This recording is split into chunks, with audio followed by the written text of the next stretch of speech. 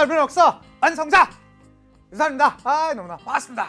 좋습니다. 여러분, 이제 제국주의를 넘어서 우리는 세계대전으로, 이번 시간은 1차 세계대전, 또 이제 이 다음 시간은 2차 세계대전, 이렇게 이제 양대전을 이렇게 하나씩 한번 배워가 보도록 하겠습니다. 준비되셨죠? 학생들이 가장 많이 힘들어하는 파트가 요 이제 현대사 파트가 되겠습니다. 이 1차 세계대전은 러시아 혁명과 같이 가게 되고요. 또 2차 세계대전 앞에는 대공황이라는 것이 있었습니다. 그런 것들 하나씩 제가 같이 천천히 설명해 올릴 텐데, 1차 세계대전 하면 저는 좀 기억나는 영화가 얼마 전에, 몇 년 전에 발표가 되었었죠. 1917이라는 1917년이라는 시기는요, 1차 세계대전이 가장 극으로 달하던 그런 시기이기도 하고, 그 당시에 1차 세계대전의 상황을 지금의 그런 영상미로 다시 한번 재탄생했었고요. 사실 우리나라 사람들한테는 이 1917을 좀 약간 멀리 했어요. 왜 그러냐면 봉준호 감독이 아카데미에서 작품상을 탈 때 가장 라이벌 작품이었었고요.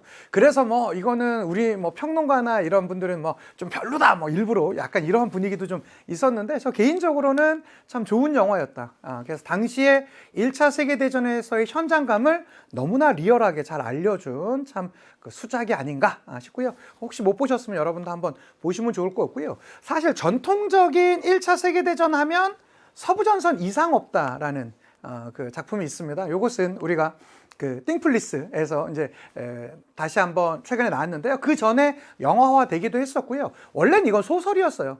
가장 치열했던 1차 세계대전의 가장 치열한 전장이 바로 그 서부전선이거든요. 수십만의, 아니 수백만의 사람들이 다치고 죽어가는 그 현장 속에 마지막 이것을 검사하러 갔던 사람들의 짧은 그 한마디 멘트, 서부전선 이상 없음 이라는 그 단어로 당시에 너무나 치열하고 너무나 잔인했고 너무나 힘겨웠던 그것을 당시에 지배층에서는, 또 혹은 제3자 입장에선 아무런 이상이 없는 거나 마찬가지다 라고 하는 그런 역설적인 표현으로 해주었던 아주 수작이고요. 실제로 최근에 만들어진 이 서부전선 이상 없다는 이 자체가 너무나, 전 다 봤죠. 아주 리얼하고 너무나 좀 잔인해요. 또 그래서 더 좀 슬프기도 한 영화가 아니었나 싶습니다.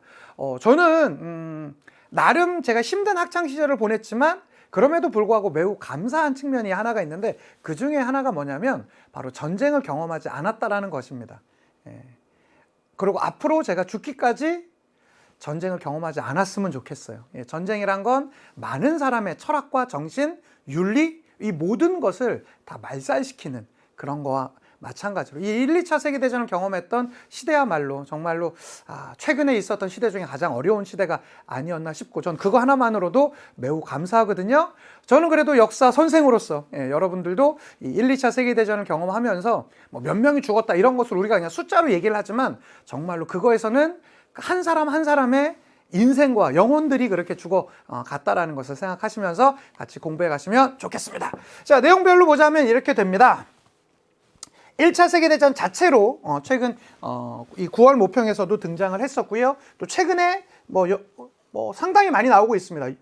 특히 작년 같은 경우에도 6월 모평, 9월 모평에 연이어 나왔었고요. 작년 수능에서는 살짝 쉬었지만 그래도 언제든지 이 본 문제에 나오는 체제이기도 하고요. 1차 세계대전은 쉬었지만 사실 작년 수능에서는 베르사유 체제 자체는 나왔어요. 베르사유 체제라는 건 뭐냐면 베르사유 조약으로 인해서 나타났던 체제를 말하는 것으로서 1차 세계대전 이후에 당시의 세계 정세, 하나의 질서, 이런 것들을 베르사유 체제라고 합니다. 최근에도 많이 나오고 있고요. 또 이 1차 세계대전과 같이 맞물려 돌아가는 게 러시아 혁명이거든요. 러시아 혁명도 2021년, 22년에 연이어서 6월 모평에 나왔을 정도로 언제든지 또 나올 수 있으니까 기억해 두시면 좋겠고요. 우리가 오늘 배울 내용입니다. 여기 위에 파트는 1차 세계대전, 요 밑에 파트는 러시아 혁명, 요렇게 한번 가보도록 할게요. 자, 바로 들어가겠습니다. 자, 1차 세계대전을 알려면 일단 지도에서 여러분 나라를 구분해 두셔야 됩니다. 우리가 지지난 시간에 배웠던 것처럼 이제는 이탈리아랑 독일이라는 나라가 각각의 이 독립적인 나라로 등장을 했어요. 독일이라는 나라는 요쪽에 있고요. 그리고 이 독일이랑 같이 팀을 먹었던 팀이 1차 세계대전의 배경이 되는 게 이쪽에 있는 오스트리아. 오스트리아는 지금은 영토가 그렇게 큰 나라는 아니지만 한때는 매우 큰 나라였습니다. 뭐 유럽 전체에서도 가장 큰 나라 중에 한 나라가 오스트리아였었는데 이제 19세기를 넘어가면서 오스트리아가 많이 좀 줄어들었어요. 거기에다가 이쪽에 있는 이탈리아. 그래서 우리가 흔히 독오이 여기가 한 팀이 되고요. 여기에 대응했던 팀이 바로 영국, 프랑스, 이쪽에 있는 러시아. 여기가 이제 반대팀으로 붙게 됩니다. 자, 요것을 한번 펴로 드리자면 이렇게 되는데 이 지도는요. 제가 강의 시작에도 말씀드렸던 것처럼 바로 서부전선. 1차 세계대전에 가장 잔인했던. 그러니까 여기에서 보시면 독일 입장에서 이쪽이 서쪽이고 이쪽이 동쪽이잖아요. 그래서 서부전선, 동부전선 이렇게 얘기를 하거든요. 이 서부전선, 프랑스랑 맞대어 있는 요 일대가 가장 1차 세계대전의 최고의 전장이었어요. 여기를 가리켜서 한 250km에서 300km 정도 가까이 되는 이것을 로맨스랜드. 아주 뭐 혹자들은 역사학자들은 여기를 어떻게 표현하냐면 근대가 죽고 현대가 태어난 진창. 여기가 상당히 진흙탕이 돼버려요. 이따가 사진 자료를 좀 같이 보여드릴게요. 그래서 1차 세계대전이란 이렇게 갑니다. 일단 독일, 오스트리아, 이탈리아가 맺었었던 삼국동맹. 요 전에 여러분 뭐도 있었냐면 삼제동맹이라는 것도 있었어요. 삼제동맹이란 건 뭐냐면 세 명의 황제가 맺은 동맹이란 뜻으로서 이 당시에 황제는 독일, 오스트리아 헝가리 제국, 그다음에 러시아가 맺었던 것입니다. 그런데 이 삼제동맹에서 이젠 뭐가 뭘로 바뀐 것이죠?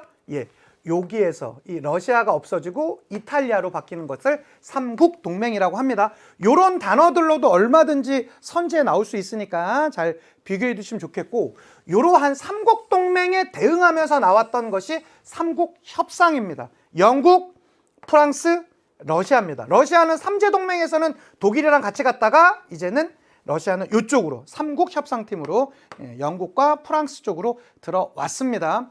이거 외에도 이 영국은 일본과 동맹을 맺고 있었어요. 이걸 영일동맹이라고 하거든요. 이 영일동맹이 나타나게 되면서 그 이후에 나오게 된 것이 바로 러일 전쟁이 되겠죠. 그렇죠? 그래서 이 러일 전쟁이 일어나게 된 배경은요. 영국이 러시아를 견제하는 차원에서 일본을 부추겨서 사실은 1904년부터 5년까지 있었던 것이 러일 전쟁이고요. 러일 전쟁 이후에 이 러시아가 삼국협상팀으로 들어옵니다. 그런 배경 봐주시고요. 자, 그러면 지도상에서 다시 한 번만 보겠습니다. 지도상에서 보자면 일단 독일, 이탈리아, 오스트리아가 한 팀이고요. 반대에 있는 팀이 영국, 프랑스, 러시아. 여기가 삼국협상. 그러니까 이 1차 세계대전의 원인은 상당히 복잡해요. 그런데 기본적으로는 이 독일과 이 러시아, 프랑스, 영국으로 대표되는 이 팀 간의 대결이 가장 큰 배경이었다. 이렇게 봐주시면 좋겠고요. 한번 설명드리도록 하겠습니다. 쉽게 말해서 1차 세계대전은 왜 일어났을까요? 한마디로 말하기 되게 어렵습니다. 워낙에 복잡한 것들이 같이 들어가요. 그런데 가장 쉬운 설명은 이렇게 하시면 좋을 것 같아요. 독일의 통일 과정에서 독일이 어디를 이기죠? 프랑스한테 거의 역사상 최고의 승리를 거두잖아요. 그런데 그 당시에 비스마르크는 현상 유지 정책을 펼칩니다. 그래서 새롭게 해외 시장, 즉 당시 해외 시장이라고 하는 것은 식민지의 개척을 얘기합니다. 식민지로 나가는 거에 비해서 그냥 유럽 안에서의 프랑스를 고립화시키면서 유럽 내에 절대적인 우선권을 가져가는 거를 우선시해요. 자, 그런데 딱 보니까 다른 나라들이 이 당시에 막 아프리카나 아시아나 여러 나라들을 다 식민지화하고 있었거든요. 그러니까 독일이 뒤늦게 식민지화에 뛰어든 거예요. 그런데 땅이 별로 없는 거죠. 그러다 보면 어떻게 해요? 차지할 땅이 없으면 차지하고 있던 나라를 에서부터 뺏어야 될 거 아닙니까? 그래서 일어나는 것이 세계대전이다. 요것이 가장 심플한 설명이고요. 그거 말고도 좀 복잡한 것들이 이들의 세력 관계라든가 인종 간의 문제라든가 이런 것들이 같이 맞물려 돌아갑니다. 하나씩 한번 설명드리도록 할게요. 먼저 삼국동맹과 삼국협상의 대립이다. 자, 삼국동맹은 팀이 어떻게 된다고 그랬죠? 독일, 오스트리아 헝가리 제국, 그 다음에 이탈리아, 도고 2에다가 삼국협상은 어떻게 된다고 했습니까? 영국, 프랑스, 러시아가 됩니다. 요 나라들 기억해 두셔야 됩니다. 뭐 어떤 나라는 뭐 A라는 나라는 가라는 나라는 삼국 협상에 뭐 소속되었다. 이런 표현으로 나오니까 꼭 기억해 두셔야 돼요. 이런 표현은. 자, 거기에다가 당시 유럽에서는요. 범슬라브주의와 슬라브계라고 하죠. 이건 인종적 개념입니다. 특히 러시아가 대표적인 게 이 슬라브계예요. 거기에다가 발칸반도에서는 세르비아라는 나라가 대표적인 슬라브계입니다. 여기에다가 이 슬라브계에 반대했던 또 반대쪽에 서 있던 이들이 바로 범게르만주의라는 것이 있었어요. 대표적인 나라가 독일과 오스트리아입니다. 독일과 오스트리아. 자, 이들 간의 대립도 있었어요. 자, 이러한 와중에 발칸 문제가 가장 크게 대두가 됩니다. 발칸이란 건 뭐냐면 그리스 위쪽에 있는 그 발칸반도라고 하잖아요. 발칸반도를 다른 말로 뭐라고도 표현하냐면 뭐 유럽의 화약고, 뭐 세계의 화약고 이렇게 얘기하거든요. 왜 그랬냐? 일단은 인종적으로 복잡하게 얽혀 있습니다. 그 게르만계도 있고 슬라브계도 있어요. 근데 여기에다가 종교적인 문제가 같이 맞물려 돌아가요. 이건 왜 그러냐? 이 발칸반도 일대를 수백 년 동안 차지하고 있던 나라가 오스만이에요. 오스만. 근데 오스만은 이슬람계죠. 맞습니다. 이슬람교를 신봉하는 나라입니다. 그런데 이 이슬람을 신봉하는 오스만계가 여기를 차지하고 있는 상태에서 오스만이 세력이 점점 약화됩니다. 대표적인 데가 오스트리아 같은 나라가 당시에 발칸반도 북쪽에 있었던 보스니아 헤르체고비나들을 병합하는 모습이 보여져요. 그 앞에 무슨 일이 있었냐면 오스만이 힘이 약해지면서 1차 발칸 전쟁이 벌어져요. 야, 우리가 저 이슬람교를 믿는 사람들한테 우리가 왜 이렇게 지배를 받아야 돼? 우리 한번 일어나자! 라고 하는 움직임이 있었고요. 오스만 제국에 대항해서 발칸 동맹이 만들어집니다. 그 당시 그 발칸 동맹을 주도했던 나라가 세르비아예요. 이게 1912년에 1차 발칸 전쟁입니다. 여기에서 어느 정도의 성과를 거둬요. 이 발칸 동맹 입장에서. 자, 그러한 상태에서 이제 땅을 차지했습니다. 오스만으로부터 어느 정도 독립을 했어요. 이제 독립하는 기운이 나오게 됩니다. 그런데 이 중에서 주도했던 나라가 더 많이 차지하고 또 약간 어떤 나라가 좀 이렇게 소외를 당하고 이러한 문제가 있을 거 아니에요? 뭐 지분, 배분 문제에서. 그게 2차 발칸 전쟁이에요. 야, 이게 바로 이 동맹국, 즉 발칸 동맹 내분입니다. 불가리아계가 특히 불가리아 같은 나라가 불만을 상당히 많이 표시해요. 야, 세르비아, 네가 너무 많이 주도하는 거 아니야? 라고 하면서 또 한 번의 전쟁이 일어나요. 자, 그럴 때쯤 오스트리아가 보스니아 헤르체고비나를 병합하고요. 쓱 들어오는 거예요. 아까도 말씀드렸다시피 오스트리아는 어디 계입니까? 게르만계죠. 그런데 당시에 보스니아 헤르체고비나의 대표적인 도시였던 사라예보에는 슬라브계, 이 세르비아계가 상당히 많이 있었거든요. 그래서 당시에 이 사라예보를 방문했던 오스트리아 황태자와 황태자 비에게 총이 발사됩니다. 이걸 이른바 사라예보 사건이라고 그래요. 이것으로 인해서, 이 총성으로 인해서 세계의 대전이 시작되는 것이죠. 자, 그 내용 조금 더 설명드리면 이렇게 됩니다. 요게 다시 한번 보세요. 여기가 발칸반도죠. 보이십니까? 여기가 전체가 다 발칸반도입니다. 자, 그런데 그 1차 세계대전 이전까지는 여기 땅이 다 어디 땅이었다고요? 오스만 제국의 땅이었다고요. 이게 다 오스만 제국의 땅이었었어요. 그런데 여기에 있는 동맹 국가들이 그 힘을 합쳐서 오스만으로부터 어느 정도의 땅을 찾아갑니다. 야, 오스만 떠나! 뭐 이렇게 된 것이죠. 그런 과정 가운데 2차 발칸 전쟁으로 불가리아가 불만을 품고 다시 한번 전쟁이 복잡미묘하게 일어나요. 자, 그런데 이때 위에서 오스트리아 헝가리 제국이 쓱 밀고 내려오는 거예요. 아, 여기가 이제 완전히 우리가 차지할 수 있는 땅인가 하면서 여기 일대를 차지합니다. 보스니아 헤르체고비나 일대를 차지하고요. 대표적인 도시가 사라예보예요. 야, 우리가 차지했으면 가서 한번 확인해 봐야지 하고 쓱 내려오는 거예요. 아, 이게 우리 땅인가 이러고 내려오는 거죠. 자, 그러자 당시에 반대편에 있었던 민족주의계, 즉 슬라브계도 되고요. 그 세르비아계라고 해도 틀리지 않습니다. 그들이 전쟁을 빵 일으킨 겁니다. 이것이 바로 1차 세계대전이에요. 바로 어디에서? 이 사라예보에서의 총성 한 발이. 이거 보세요. 오스트리아 헝가리 제국 입장에선 황태자랑 황태자 비가 죽은 거 아니에요? 후계자가 죽은 거예요. 그러면 당연히 오스트리아 입장에서 누구에게? 세르비아, 야, 니네 청년이 우리 황태자랑 황태자비 죽였잖아. 선전포고야 라고 해요. 그러면 세르비아 입장에서는 어떻게 되죠? 세르비아는 무슨 개라고 했습니까? 슬라브계죠. 러시아 형, 얘네가 나 때리려고 그래. 이렇게 할 거 아니에요. 그러면 갑자기 러시아가 야이씨 오스트리아! 이렇게 하겠죠. 그래서 지금 오스트리아는 누구한테 도움을 요청합니까? 독일이 형! 이렇게 나오는 거죠. 독일이 형! 독일한테 도움을 요청하고요. 독일이 러시아한테 선전포고합니다. 그러자 러시아는 삼국 협상에 의해서 영국, 프랑스, 헬프미! 나오겠죠? 이렇게 해서 복잡하게 벌어진 것이 1차 세계대전이에요. 되셨죠? 요러한 성격. 자, 사실 이거 그 전의 배경은 우리가 지난 시간에 배웠던 제국주의 파트에서 뭐가 있었습니까? 3B 정책과 독일의 3B 정책과 영국의 3C 정책의 대립이 사실은 그 근저에 깔려 있는 것이죠. 처음 듣는 친구들 조금 어려울 수 있습니다. 근데 어쨌든 이렇게 흘러간다라는 거 미리 한번 기억해 두시고요. 바로 이 사건부터 다시 한번 설명드릴게요. 자, 1914년 6월 28일 사라예보를 방문했던 오스트리아 황태자 부부에게 세르비아계 민족 청년이 총을 발사합니다. 이것을 우리는 사라예보 사건이라고 하고요. 이렇게 됩니다. 1914년 6월 28일 오스트리아 헝가리 제국의 황태자 부부가 보스니아의 수도 사라예보를 방문하게 되었습니다.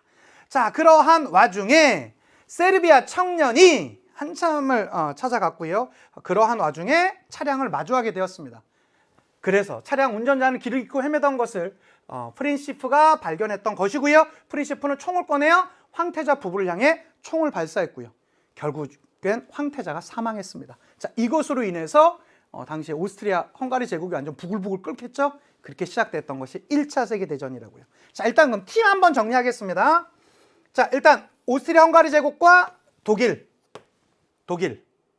선생님, 독5이라고 그러지 않았어요? 맞아요. 그런데 이 이탈리아는 1차 세계대전이 시작할 때까지만 하더라도 독일과 오스트리아 편이었었는데 1915년, 그러니까 1차 세계대전 시작한 지 얼마 안 돼서 바로 협상국으로 갈아타요.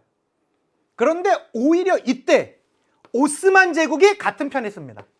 그래서 굳이 팀으로 따지면 독55예요. 독55. 이때 오스만 제국 얘기 들어봐도 좀 억울해요. 이 오스만 제국이 사실은 이때 이 독일 편에 쓰게 되면서 완전히 제국이 완전 분리가 되거든요. 이때 이게 줄을 잘 섰어야지. 이 오스만이 당시에 영국한테 배를 만들어주고 좀 돈을 못 받은 게 있었대요. 예. 뭐 물론 여러 이유도 있었겠지만 그 이유가 제일 컸다고 하더라고. 그래서 독일이 야, 우리는 돈 잘 주잖아. 우리가 그거 원수 갚아줄게. 라고 하면서 돈 배상해줄게. 라고 하면서 오스만이 이 독일 편에 쓰게 됩니다. 자, 요렇게 한 팀이 되고요. 거기에다가 이쪽에 프랑스, 영국, 그다음에 러시아. 여기가 기본적인 한 팀이 됩니다. 그리고 전쟁이 시작한 지 얼마 안 돼서 이탈리아도 들어오고요. 뿐만 아니라 이제 어느 나라까지 들어옵니까? 여기에서는 이 삼국 협상팀에는 일본도 여기에 들어갑니다. 일본. 뿐만 아니라 중국도 한 건 별거 없지만 이 삼국 협상팀으로 들어오게 되고요. 협상국 쪽에 들어오게 되고 무엇보다 1917년에는 미국이 들어옵니다. 미국이 들어오게 되면서 완전히 전장이 바뀌게 되죠. 자, 이런 움직임. 이 지도 다시 한번 보여드리겠습니다. 자, 가볼게요. 자, 1차 세계대전은 제가 복잡한 상황이 있다고 해서 지금 여러 번 말씀드렸습니다. 사실 내용이 그렇게 복잡하진 않아요. 근데 나라들이 워낙 많이 나오고 하다 보니까 제가 지금 여러 차례 말씀드린 거예요. 다시 한번 정리하겠습니다. 자, 독일, 오스트리아 헝가리 제국. 원래는 이탈리아가 여기 있었지만 이탈리아는 시작된 지 얼마 안 가서 어디로 갔다? 바로 이쪽으로 넘어가 버립니다. 그리고 나서 오스만 제국이 동맹국 측에 쓰게 되고요. 그거에 반대했었던 러시아, 영국, 프랑스가 삼국 협상을 바탕으로 하는 협상국 팀에 쓰게 되는데 여기에다가 여기 내려왔었던 이탈리아, 거기에다가 미국, 일본 등등이 이 협상국 라인에 쓰게 됩니다. 자, 그러한 와중에 1차 세계대전은 이 단어들 중요합니다. 총력전이에요. 총력전이란 게 뭐냐면 그 전까지만 하더라도요. 그 전에, 그러니까 요 1차 세계대전 이전의 전쟁 양상만 하더라도 어떤 형식이었었냐면 전쟁 나가 있는 사람들만 전쟁을 하는 형태였었어요. 그런데 그 전의 전쟁보다 1차 세계대전의 전쟁은 전쟁의 규모가 훨씬 커졌습니다. 대량 무기와 대량 인원이 수송되면서 또 이 군대식 교육이 활발화되면서 이 전장에 군대를 갖다 넣는 형식이 훨씬 더 많아졌어요. 당시 이제 발전했던 산업혁명의 여파 등으로 인해서. 자, 그러다 보니까 많은 사람들이 전쟁에서 싸우다 보니까 전쟁 물자를 전쟁이 안 하고 있는 나라에서도 계속적으로 만들어야 되는 거예요. 그래서 국가의 총력을 기울여서 전장이나 후방이나 다 같이 전쟁에 참여하는 형태, 국가에 정말로 온 힘을 다해서 전쟁에 참여하는 형태, 이런 걸 총력전이라고 합니다. 그리고 또 하나 나타났던 형식은요, 1차 세계대전은 참호전이에요. 참호를 파고 들어가서 수백 킬로의 그 전장을 두고요, 이 참호를 파고 들어간 다음에 적군이 오면 빵 쏘는 거예요. 그래서 그들이 오는 걸 막기 위해서 뭐 철조망 같은 것도 엄청 막아 놓고요. 그러한 형태, 상당히 지리한 참호전 형태가 나타났습니다. 참호전을 인해서 만들어지게 되었었던 하나의 이제 이 패션 스타일도 있거든요. 잠시 뒤에 한번 말씀드릴게요. 자, 뿐만 아니라, 자, 근데 참호를 이렇게 대치하고 있어요. 그러면 일단은 내가 뛰어나가면 저쪽에서 총을 쏘니까 우리가 바로 죽을 거 아닙니까? 그러면 어떻게 해야 돼요? 어떻게든 그들을 이겨야 될 거 아니에요. 그래서 새로운 무기들이 나오게 됩니다. 참호에 있을 때 제일 좋은 무기는요, 독가스였어요. 왜? 독가스를 저쪽에 쓱 넣는 거야. 그럼 크크크 하면서 뛰쳐나오겠죠. 빵 쏘는 거죠. 거기에다가 총알 정도를 막아낼 수 있는 새로운 무기, 전차, 우리가 흔히 탱크라고 하죠. 그리고 해상에서는 잠수함 같은 것들이 같은, 이거 외에도 뭐 기관총이라든가 뭐 이러한 것들이 새로운 신무기로 등장했고요. 1차 세계대전은 말씀드렸다시피 총력을 다해서 전쟁에 참여하는 총력전이라고 했습니다. 이 총력전은 마른 솜을 짜는 것 같은 총력전 아닐까요? 여러분, 젖은 솜은 짜면 어때요? 물이 쭉 나오지. 솜은 물을 많이 머금고 있으니까. 그런데 마른 솜을 짜면 물 한 방울 안 나오겠죠? 그러한 총력을 기울여서 짜도 그렇게 됐다고. 그래서 마른 솜을 짜는 것 같은 그런 총력전이라고, 대표적인 전투가 마른 전투, 솜 전투가 되겠습니다. 마른 솜을 짜는 것 같은 총력전이었다. 마른 전투, 솜 전투, 마른 전투, 솜 전투. 기억해 두시고요. 자, 이러한 이들의 대치 양상, 특히 독일이 이렇게 있으면요, 독일의 서부 전선, 동부 전선 이렇게 있는데, 이 서부 전선이 로맨스랜드, 정말로 잔인한 그 상황이었었거든요.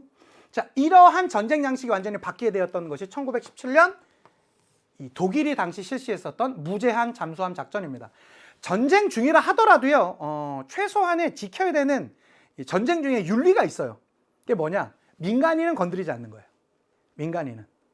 그래서 우리가 잠수함으로 배를 공격할 때도 군함을 공격해야지 민간 배를 건드리진 않습니다. 일반 상선이나 이런 건 건드리지 않아요. 그런데 독일은 상황이 급해지니까 그런 거 없는 거야.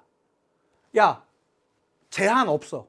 그냥 쏴. 이렇게 된 것이죠. 이게 이른바 무제한 잠수함 작전이었었고, 이 무제한 잠수함 작전이 미국인들의 피해를 보게 됩니다. 미국이 예나 지금이나 잘하는 건요, 자국민의 피해에 대한 응징은 확실해요.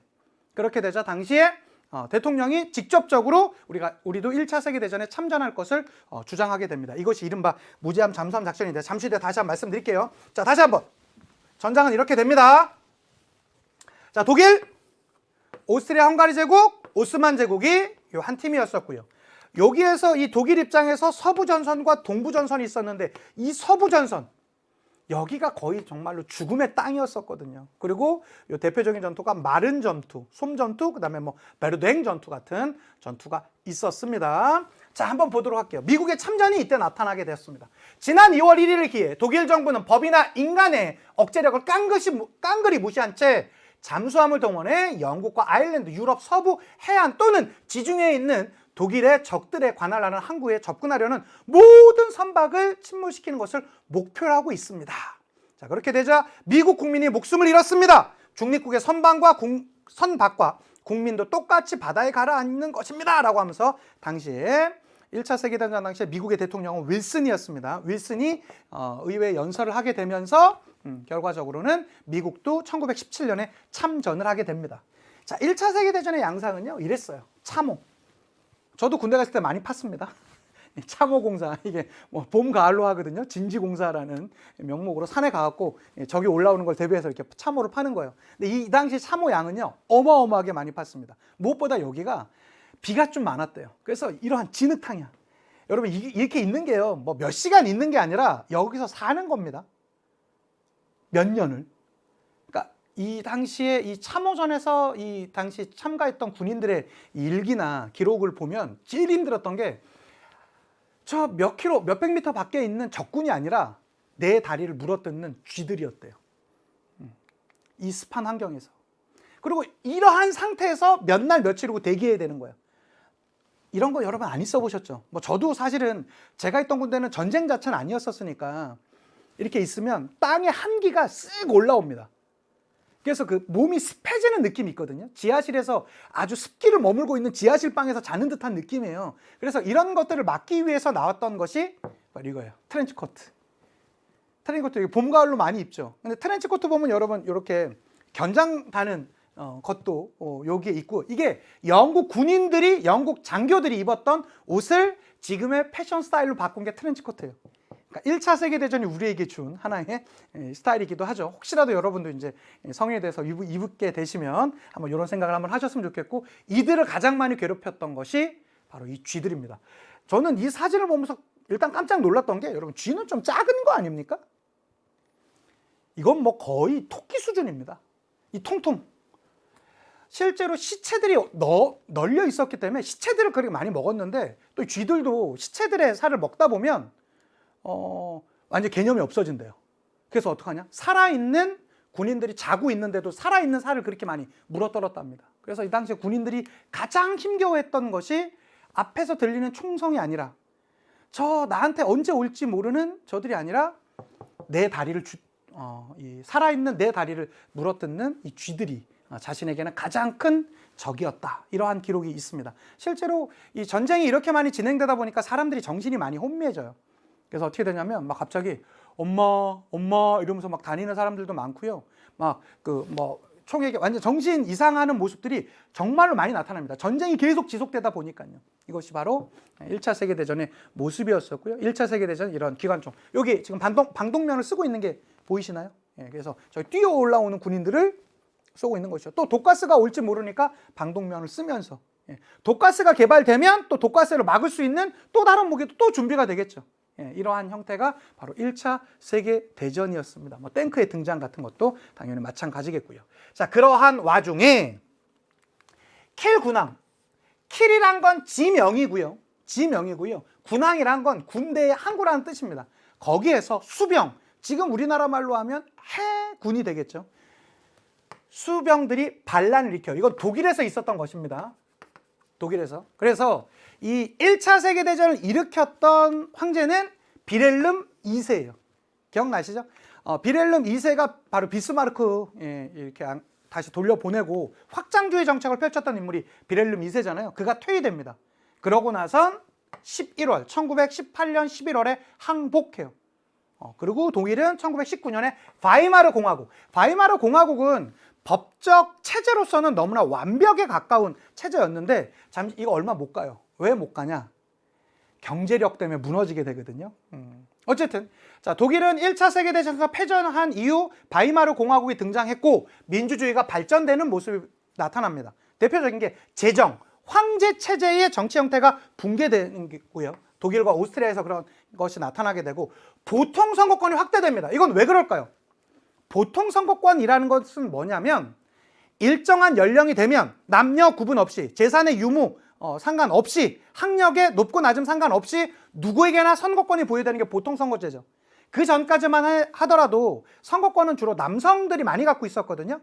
그런데 1차 세계대전에서 그 전쟁의 후방에서 전쟁 물자를 만들었던 여성들의 권한도, 그 능력도 많이 인정을 받게 되면서 1차 세계대전 이후 보통 선거권이 확대되었다. 여성들의 선거권이 확대되었다라는 뜻입니다. 그리고 독일에선 바이마르 공화국이 등장하기도 했고요. 자, 1차 세계대전에선 피해 살상입니다. 대략적으로 보자면 사망자가 한 900여만 명 정도 됐었다라고 하고요. 부상자는 2천만 명이 넘었습니다. 그럴 정도로 정말로 당시까지만 하더라도 가장 잔인한 형태의 그런 결과가 나오게 되었던 것이죠. 또 하나, 이 1차 세계대전 말기쯤에 있었던 것이 우리가 알고 있는 스페인 독감이에요. 뭐 교과서적 명칭으로 하자면 에스파냐 독감이죠. 스페인, 에스파냐 같은 나라니까. 근데 스페인 독감은 어느 정도가 많이 죽었냐? 전 인구의 5% 가까이 죽었다는 기록이 있습니다. 뭐 3천만에서 1억 명이 죽었다고 하는데 이 당시 전 세계 인구가 20억 명밖에 안 됐거든요. 지금보다 훨씬 적었죠. 그러다 보니까 거의 전 세계 인구의 5%가 이 스페인 독감으로 죽었어요. 그런데 많은 사람들이 착각하는 것 중에 하나가 스페인 독감이 스페인에서 발병한 줄 알아요. 아니에요. 그러면 왜 스페인 독감이야? 1차 세계대전의 스페인, 에스파냐는요, 중립국이었어요. 그러다 보니까 이것이 발병설은 여러 가지 설이 있는데 지금까지 가장 유력한 설은 미국의 군인이 미국에서 발병된 이 바이러스를 유럽으로 갖고 와서 유럽에 퍼지게 되면서 전 세계적으로 퍼졌다라고 하는 게 일반적인데, 전쟁 중에는요, 여러분, 사람이 독감이 아니어도 많이 죽어나가니까 정확한 데이터를 발표할 수가 없습니다. 그런데 이 스페인은 뭐라고 했죠? 전쟁에 참여를 안 해요. 그러다 보니까 세계 최초로 이 스페인 독감에 대해서 당시에 유행했던 독감의 피해자 수를 공식적으로 발표를 했어요. 그래서 명명된 것이 스페인 독감이에요. 사실 스페인에서 발병한 것도 아닙니다. 그리고 스페인에서 가장 많이 죽은 것도 아니었어요. 그런데 어쨌든 이 참 네이밍이라는 게 그렇습니다. 어쨌든 이 스페인 독감 1차 세계대전 끝날 때쯤에 뭐도 있었다? 스페인 독감도 있었다라는 거 하나 더 봐주시고요. 이젠 전쟁이 끝났습니다. 그럼 전후 처리해야 되겠죠? 미안해, 내가 잘못 생각했네, 전쟁 끝났네 라고 할 수는 없는 문제 아닙니까? 그래서 전후 처리를 위해서 프랑스 파리에서 강화회의를 열렸습니다. 이게 1919년 1월쯤에 모여요. 자, 여기에서의 내용은요, 전순국의 이해관계가 중심이 됩니다. 그래서 패전국에 대한 응징, 독일에 대한 응징이 바탕이 되는데, 이때 독일의 식민지를 빼앗기 위해서 미국의 당시 대통령 윌슨이 14개 조의 원칙을 발표하게 되는데, 이때 원칙 중에 발표되었던 것이 민족 자결주의예요. 그 민족들은 스스로 결정할 수 있는 권한을 준다라는 것이죠. 사실 이것의 목적은요, 독일의 식민지에 대한 해당되는 내용, 내지는 패전국의 식민지에 해당되는 내용이었었는데, 이것에 좀 자극을 받았던 게 당시 역시 우리나라도 들어가죠. 그렇게 되면서 1919년에 3.1운동이 일어나기도 합니다. 우리 한국사 파트에서는요. 어쨌든 이러한 결과, 프랑스 파리 강화회의의 결과로 맺어졌던 것이 베르사유 조약입니다. 베르사유 조약으로 나타났던 체제를 베르사유 체제라고 하고요. 이건 1919년 6월에 있었는데요. 핵심 포인트는요, 이거예요. 독일의 모든 식민지를 상실합니다. 독일의 모든 식민지를 상실했고요. 알자스 로렌, 기억나십니까? 여기 독일과 프랑스가 있으면, 프랑스와 독일이 있으면 이 프랑스와 독일의 접견 지역, 여기 대표적인 지역을 알자스 로렌 지역이라고 하거든요. 이 알자스 로렌이 어디로? 프랑스로 가게 됩니다. 그리고 독일은요, 군비 축소, 그리고 막대한 전쟁 배상금 1320억 마르크에 달하는, 지금 말로 하자면 거의 수천조에 해당되는 막대한 전쟁 배상금을 지불했어야만 하게 되는 것이 당시 독일의 상황이었다. 자, 이게 베르사유 조약입니다. 45조. 독일은 프랑스 북부의 탄광지대를 파괴한 보상으로 자르하류에 있는 탄광지대의 독점적 채굴권을 포함한 완전하고도 절대적인 소유권을 프랑스에 넘겨준다. 독일의 해외 식민지에 관한 모든 권리와 소유권을 연합국에 넘겨준다 라고 하는 그런 내용들이 이 베르사유 조약에 들어가고요. 이 베르사유 조약으로 인해서 나타났던 체제를 베르사유 체제라고 합니다. 자, 이것으로 인해서 민주주의가 발전했다. 재정이 붕괴됩니다. 독일과 오스트리아는 보통선거 확대되고요. 독일에서는 바이마르 공화국이 등장하게 되는데, 이 포인트 한번 봐주셔야 돼요. 평화를 위한 모색. 우리가 수천만 명에 달하는 사람들이 피해를 입었잖아요. 그러니까 앞으로 다시는 전쟁하지 말자라고 하는 것이 뜻으로 하나 모아지게 돼요. 그래서 나타났던 것이 국제연맹입니다. 1920년에. 근데 이 국제연맹은요, 좀 단체가 맹해요. 왜 맹하냐는 표현을 쓰냐? 미국과 소련 등, 이제 당시에 러시아였다가 이제 그 러시아가 바뀐 것이 소련이죠. 등등의 나라가 국제연맹에 참여하지 않습니다. 즉 강대국이 참여하지 않고요. 그러다 보니까 전 군사력이 미흡해요. 그러니까 전쟁을 막을 수 있는 제재 수단이 약했던 거야. 그래서 일어났던 게 뭡니까? 2차 세계대전이죠. 2차 세계대전 이후에는 국제연합, 우리가 알고 있는 UN이 등장했었고요. 그 UN은 지금까지 유지되죠. 왜? 3차 세계대전은 우리 아직 없었잖아요.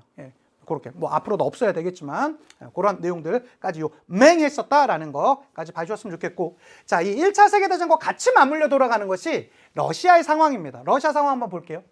러시아는 1905년 1월에 피해 일요일 사건이라는 사건이 있었어요. 러시아의 발전적인 형태는요, 상당히 좀 뒤처져 있었습니다. 당시에 러시아의 차르, 즉 황제는 니콜라이 2세였는데 이 니콜라이 2세가 민중들의 이 요구를 별로 받아들이지 않는 거예요. 그래서 10만이 넘는 사람들이 당시에 이 차르를 향해서 우리에게도 정치적 자유와 잘못되어 있는 정치적 일소를 해달라, 정치 개혁을 해달라 라고 이렇게 요구를 합니다. 그런데 이 당시에 마침 일요일 날 아침이었답니다. 그 평화적 시위를 하고 있는 민중들을 향해서 총이 발포됩니다. 그래서 수백 명 이상의 사람들이 죽어나가요. 이것이 바로 피해 일요일 사건입니다. 자, 한번 볼게요. 자, 러시아는 일단 러일 전쟁 중이었습니다. 러일 전쟁은 언제 있었냐면 1904년에서 05년까지 있었어요. 자, 전쟁 중에는 사람들의 삶이 어떨까요? 매우 힘들죠. 그러다 보니까 제발 이러지 말고 전쟁도 좀 그만하고 또 우리의 정치적 개혁을 요구하는 피해 일요일 사건이 러일 전쟁 중에 있었어요. 정치적 개혁을 요구한 것이죠. 거기에 무력으로 진압했습니다. 이러면서 차르의 인기는 또 차르를 믿었던 민중들의 그 신뢰는 땅에 깨지게 돼요. 자, 그러한 와중에 러일 전쟁까지 패배하게 되었습니다. 1905년에 최종적으로. 그러니까 이러한 상황에서 당시에 러시아 황제 입장에서도 너무 아무 말 안 하고 있으기엔 좀 그런 거예요. 야, 나도 개혁할게. 나도 좀 바뀌어 볼게. 라고 하면서 두마라는 것. 두마라는 건 뭐냐면 당시에 러시아 지역에서 있었던 일종의 의회 같은 것, 지방의회 같은 걸 얘기합니다. 그것도 설치하고 나도 좀 잘해볼게 라고 하는 개혁을 약속해요. 그렇지만 실질적으로는 전제 정치를 더 강화하는 형태가 나타났었죠. 그러한 와중에 1914년부터 18년까지 1차 세계대전이 터지게 되었습니다. 사실 또 1차 세계대전에서 가장 중추적인 역할을 했던 것이 러시아 아닙니까? 러시아가 1914년에서 18년까지 진행된, 즉 1914년부터 1차 세계대전이 진행되었어요. 자, 전쟁이 지속된다는 것은 모든 물자가 전장으로 가는 겁니다. 그럼 일반 민중들의 평상시 삶은 어떨까요? 매우 힘들어져요. 생필품이 부족해지고요. 물가는 뛰기 시작합니다. 자, 그러한 와중에, 즉 1차 세계대전 와중에 1917년 3월에 노동자 병사들이 중심이 되는 봉기가 일어납니다. 우린 이것을 이른바 3월 혁명이라고 하는데, 이걸 러시아 학자들이요, 러시아력으로는 이게 3월 혁명, 3월이 아니라 2월이라고 주장해요. 그래서 2월 혁명이라고도 합니다. 죄송해요. 이건 제가 정한 게 아닙니다. 교과서도 실제로 두 개가 같이 병기돼 있어요. 그래서 러시아의 3월 혁명은 러시아의 2월 혁명이랑 같이 봅니다. 그래서 노동자와 병사들이 봉기해서요, 소비에트라는 일종의 평화회 같은 것을 만듭니다. 그러면서 왕조가 붕괴돼요. 로마노프 왕조라는 당시에 러시아 왕조가 붕괴되면서 당시에 차르였었던 니콜라이 2세가 퇴위됩니다. 여러분 혹시 우리가 알고 있는 OTP 시장의 최대 띵플리스에 가시면 이 니콜라이 2세가 퇴위할 때의 과정과 그 전후의 과정이 마지막 차르라는 그 미드가 있습니다. 한번 보시면 정말 재밌어요. 한 5편 정도밖에 안 되는 것이니까 한번 기회 되는 친구들 한번 보시면 좋겠습니다. 성인이 된 친구들은 보시고요. 그거 19금입니다. 고등학생들은 아직 보시면 안 됩니다. 졸업하고 꼭 보셔야 돼요. 보시면 되겠고. 그리고 나서 이 3월 혁명의 결과 임시정부가 만들어집니다. 케렌스키라는 사람 이름이에요. 케렌스키라는 사람이 중심이 되는 임시정부가 만들어지게 되면서 하는데 문제가 있었어. 사람들아, 이 당시에 민중들의 가장 큰 요구는 뭐였을까요? 제발 전쟁 좀 그만해. 전쟁하니까 우리의 삶이 이렇게 힘들잖아. 전쟁 좀 그만해. 라고 하는데, 러시아 당시에 케렌스키를 비롯한 당시 정부 입장에서 딱 보니까 전쟁이 거의 끝나가고 있어요. 야, 이거 조금만 더 하면 우리가 승전국으로 인해서 훨씬 더 이득이 많을 것 같은데? 라고 하면서 전쟁 끝나야 되나 말아야 되나 약간 이렇게 설왕설래하고 있다 보니까 전쟁은 계속 지속되고 있던 상황이에요. 이때 혁명가가, 당시에 스위스의 망명 중이던 혁명가가 당시에 러시아 국내로 들어옵니다. 그 인물이 바로 레닌입니다. 이 레닌이 가장 유명한 연설 중에 하나인데, 여기서 보시면 이런 게 보이지 않습니까?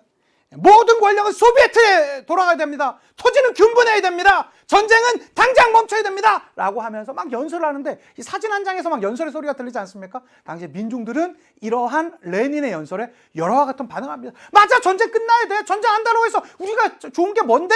라고 하면서 레닌에 대한 열정은 더 이어지게 되었었고요. 근데 사실은 이 레닌이 러시아 국내 상트페테르부르크로 올 수 있었던 거에 대한 배후는요, 독일이었어요. 왜 그랬냐? 당시에 레닌이 머물던 데가 스위스입니다. 스위스에서 러시아로 오려면 반드시 어디 땅을 지나야 되죠?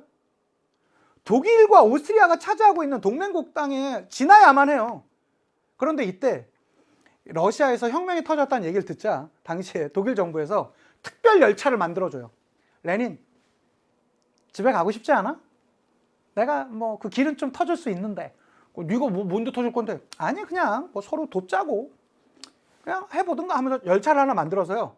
여기까지 이동시켜 줍니다. 독일이. 독일은 그 목적이 있던 것이죠. 만약에 레닌이라는 혁명가가 러시아 국내로 들어가게 되면 분명히 안에서 혁명이 또 한 번 일어날 것이다. 그러면 러시아 쪽에 빠지면 이 전선 하나가 빠지니까 독일이 이때 제일 힘들어했던 게 전선을 양쪽에 놓고 싸우는 것 자체를 너무 힘들어했었거든요.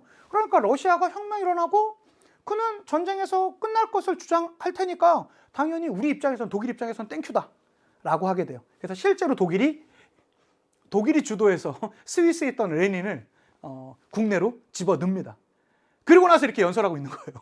이 바르르가 레닌은 들어오자마자 바로 이러한 연설을 발표합니다. 이걸 우리가 4월 태제라고 하는데요. 제국주의 전쟁에 단호히 반대하고 즉각 평화를 실현해야 한다. 소비에트의 권력을 확대해야 된다. 라고 하면서 지주의 토지를 몰수하여 국유화해야 된다. 라는 그러한 내용의 태제를 발표했습니다. 자, 그 결과 11월 혁명, 이것도 역시 1917년입니다. 1917년 11월 혁명이 일어나게 되고요. 이것은 우리 2월 혁명과 마찬가지로 러시아력으로는 10월입니다. 그래서 10월 혁명이라고도 해요. 어쨌든 당시에 이 레닌이 볼셰비키, 당시에 이제 다수파를 뜻하는 이 볼셰비키들이 중심이 되는 혁명이 일어나게 되고요. 소비에트 정부가 만들어집니다. 이 만들어졌었던 레닌 정부는요, 사회주의 개혁을 더 본격화합니다. 토지 분배하고요. 일단 민중들한테 토지 분배하고요. 산업 국유화하고요. 신분제도 폐지하는 모습 보여주고요. 당시 민중들이 가장 원했었던 전쟁을 금지시킵니다. 이게 좀 전쟁 이름이 좀 어렵거든요. 근데 여러분 몇 번 듣다 보면 익숙해집니다. 다시 한번 말씀드리지만 우리 수능 세계사는 쓰는 문제 없어요. 그냥 구분만 하시면 돼요. 브레스트 리토프스크 조약. 이름이 좀 길죠. 다시 한번 브레스트 리토프스크 조약. 외우진 마세요. 그냥 그거 듣고 러시아가 1차 세계대전에서 전쟁에서 빠지기로 한 거 브레스트 리토프스크 조약입니다. 브레스트 리토프스크에서 만나서 조약을 체결했고요. 이 조약을 브레스트 리토프스크 조약이라고 하고 이것이 1918년 3월에 체결됩니다. 이것으로 인해서 러시아는 전쟁에서 빠져요. 자, 근데 이때 러시아 안에서는 적백 내전이라고 하는 내전도 있었거든요. 이것은 뭐냐면 적군은 당시에 이 볼셰비키로 대표되는 적군이고요. 백군은 당시 과거의 왕조, 로마노프 왕조를 부활할 것을 주장하는 군대들이 이 러시아 안에서 적백 내전이 벌어졌었습니다. 1917년부터 22년까지인데 이건 그냥 그렇구나 해주시고요. 자, 그러한 와중에 1921년 요 연도는 진짜 많이 나옵니다. 꼭 기억해 두셔야 돼요. 신경제정책. 러시아라는 큰 나라가 이렇게 어쨌든 소비에트, 즉 사회주의 혁명이 일어났으니까 근데 딱 봤더니 경제적으로 살아가기가 사회주의 체제에서는 좀 한계가 있거든요. 그래서 어떡하냐? 시장 경제 체제를 일부 도입해요. 이것을 우리가 NEP 신경제정책을 실시했다라고 하고요. 그리고 그 다음에 1922년에 소비에트 사회주의 공화국 연방, 이른바 줄여서 소련이, 이것도 연도 기억해 두세요. 소련, 소비에트 사회주의 공화국 연방, 이른바 소련이 등장했습니다. 소비에트라는 건 뭐냐면 공산화된 지역을 뜻해요. 그래서 여러분, 제가 초등학교 때만 하더라도요, 카자흐스탄, 우즈베키스탄, 기르기기즈스탄 같은 나라가 없었어. 지도상에. 왜 그랬냐? 거기가 다 공산화된 지역이니까 소련이라고 했었어. 그래서 세계 지도를 제가 꼬마 때 보잖아요. 전 세계의 절반이 소련이었어요. 왜? 소비에트가 된 지역은 전부 다 소련으로 갔으니까. 그래서 소비에트 사회주의 공화국 연방, 이른바 소련이 1922년부터 등장했습니다. 이러다가 소련이라는 단어는요, 1991년에 없어지게 돼요. 91년 말에. 근데 이러한 혁명을 일으켰던 레닌이 1924년에 사망해요. 그러니까 사실은 레닌은 권력을 잡은 지 얼마 안 돼서 죽어요. 22년부터는 사실은 건강이 악화돼서 대부분 다 다른 사람들한테 그 권력을 양도했습니다. 그 레닌의 후계자가 누굽니까? 스탈린. 스탈린은요, 젊었을 때는 그렇게 잘했답니다. 레닌한테도 잘하고 사람들한테 그렇게 권력욕을 보이지 않았었는데, 레닌이 이 건강이 좀 안 좋아지게 되자 뒤에서 이렇게 약간 술수를 부려가지고 본인의 권력을 장악해요. 그리고 나선 어마어마한 독재 정치를 펼칩니다. 자신의 반대했던 사람은요, 다 시베리아로 수용소로 보내버리던지 아니면 죽여버려요. 대규모 숙청과 공포 정치를 하게 되고요. 이러한 스탈린은 1950년대 초까지 살게 됩니다. 약 한 30여 년 가까이 권력을 차지하게 됩니다. 그리고 뭐 경제개발 5개년 계획 같은 것을 실시하기도 했다라고 하니까 그런 것들 봐주시고요. 자, 이러한 내용을 바탕으로 문제 과연 어떤 식으로 나왔었는지 같이 한번 풀어보도록 하겠습니다. 문제 한번 풀어볼게요. 1921년 문제가 되겠고요. 9월 모평입니다. 밑줄친 조약이 체결된 결과로 옳은 것은 이라고 합니다. 프랑스의 군인들이 깃발을 흔들어 다른 차량을 막고 있다. 페탱 장군 등도 광장에 들어섰고요. 대표단은 거울의 방으로 들어갔답니다. 자, 그런 상태에서 프랑스, 영국, 미국, 이탈리아 등 전순국 장교 넷, 여기에서 이것이 1차 세계대전임을 알 수 있어요. 이탈리아는 2차 세계대전 대표적인 패전국이거든. 그렇죠? 예, 그리고 나서 조약이 체결됐답니다. 1차 세계대전의 조약, 무슨 조약이죠? 베르사유 조약이 되겠죠. 자, 이 베르사유 조약의 결과 볼까요? 러시아 혁명과 베르사유 조약은 관련 없습니다. 러시아 혁명은 1917년에 있었고 베르사유 조약은 1919년에 있었어요. 독일이 해외 식민지를 상실했던 게 베르사유 조약이 맞습니까? 맞잖아요. 정답 2번. 쉽잖아. 이거 사실 제가 뭐 워낙에 복잡한 과정들이 있으니까 하나하나 설명을 드리니까 그래서 그렇지 다 푸는 데는 전혀 어려움 없어요. 자, 독일 킬 군항에서 해군들이 반란을 일으켰고요. 그것으로 인해서 독일이 항복을 하게 되고 독일이 항복을 하게 되면서 체결되었던 것이 베르사유 조약이죠. 이 베르사유 조약의 결과는 이게 아닙니다. 프랑스와 독일의 충돌로 모로코 사건이 발발했다. 모로코 사건은 여러분 총 2차례 있었습니다. 1905년에 1차 모로코 사건이 있었고요. 1911년도에 2차 모로코 사건이 있었어요. 오스트리아 헝가리 제국 등이 독일들과 동맹을 맺었다. 이 동맹을 맺었던 건 1차 세계대전의 배경 중에 하나입니다. 자, 정답 2번이었고요. 자, 2번 문제 가볼게요. 23년 6월 모평 문제입니다. 작년 문제네요. 다음 자료에 나타난 전쟁에 대한 설명으로 옳은 것을 찾으랍니다. 자, 동그라미에게 전쟁이 언제 끝날지 모르겠다. 마른 전투에서 적의 진격, 마른 솜을 짜는 것 같은 마른 전투? 1차 세계대전 느낌이 확 나고요. 거기에다가 참호를 파고 대치한다. 포탄과 기관총이 뒷발쳤다. 오스만 제국이 동맹국에 가입했다는 소식. 1차 세계대전입니다. 1차 세계대전에 나타난 내용 한번 볼게요. 프랑스의 제2제정이 붕괴되었다. 제2제정이 붕괴되었던 건 프랑스와 프로이센이 붙었던 1870년에서 71년까지 그 전쟁을 얘기하는 겁니다. 비스마르크가 주도했었던 1차 세계대전과는 관련 없고요. 포츠머스 조약이라니요. 포츠머스 조약은 러일 전쟁의 종전 조약이 포츠머스 조약이죠. 사라예보 사건을 발단으로 시작된 것이 맞습니까? 맞잖아요. 사라예보 사건으로 1차 세계대전이 시작되었습니다. 원자폭탄 투하는요. 2차 세계대전 우리가 다음 시간에 배울 겁니다. 신성 로마 제국의 해체는 누가 시켰죠? 나폴레옹이 시켰습니다. 자, 3번 문제 가볼게요. 23년 9월 모평. 이것도 역시 최근 문제입니다.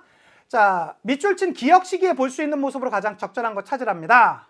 상트페테르부르크에서 노동자와 병사들이 재정을 무너뜨린 이후 수립된 임시정부는 올해 4월 9일 지난 3년 동안 전개된 전쟁에 대한 입장을 발표했답니다. 지난 3년 동안. 자, 보세요.